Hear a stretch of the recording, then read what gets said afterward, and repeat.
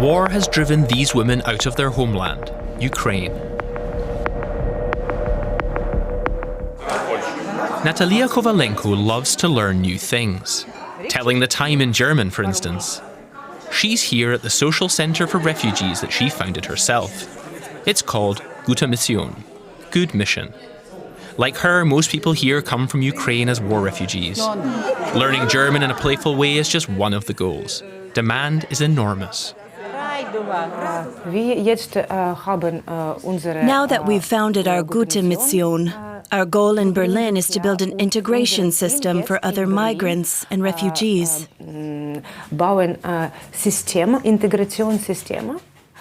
It's become a very important mission for me. May 2022. Natalia Kovalenko had just arrived from Ukraine. She quickly made friends through a project run by the Protestant Church, but was still concerned about her relatives back home.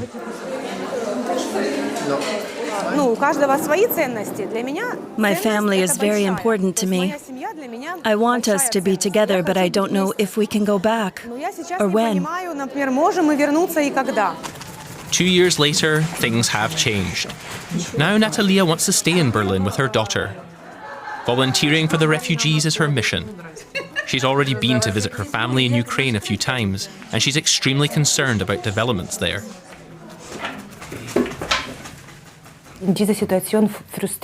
The situation is frustrating. We've got no idea when this war will end. It's very, very difficult. Ordinary on the outside, brimming with fashion on the inside. Masha Izotova's studio. After a long search, she was able to move in here in the autumn of 2023, and she's happy now. I have apartment, I have equipment, and now I'm almost finished Deutsch course. So in 2 weeks I will have an exam. In May 2022, her sewing machine was still whirring away in an empty Berlin bakery. In Kyiv, Masha was a well-connected fixture of the fashion circles, with several employees. From one day to the next, she had to give it all up and start again.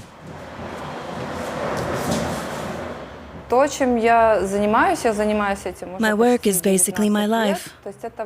I definitely want to keep going.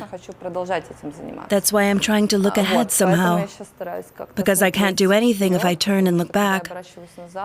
It takes all my strength away. Her plans came together, and now with other designers, she is showing her fashion in Berlin. Her goal is to be able to live from her work. Since fleeing Ukraine, she has returned only once, to bring her elderly cats to Germany.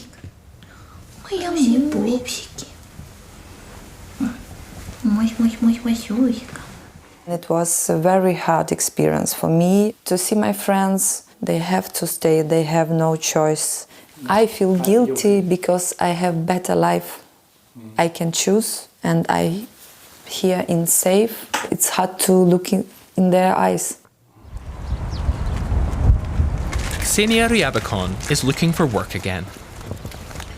She has a top-class business education and managed various companies in Ukraine before the war. But things in Berlin are only progressing slowly.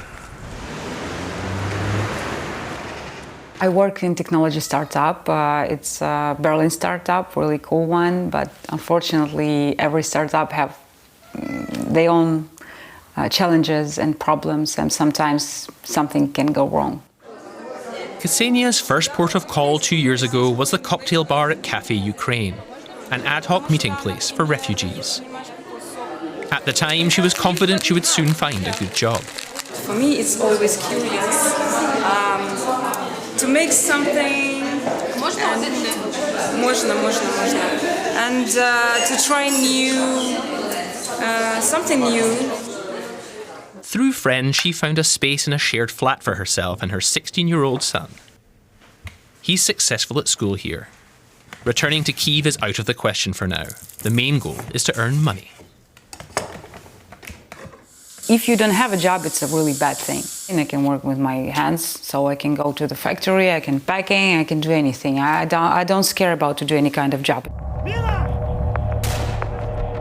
3 women, 3 stories, 1 aim: to choose their own destinies despite the war in Ukraine.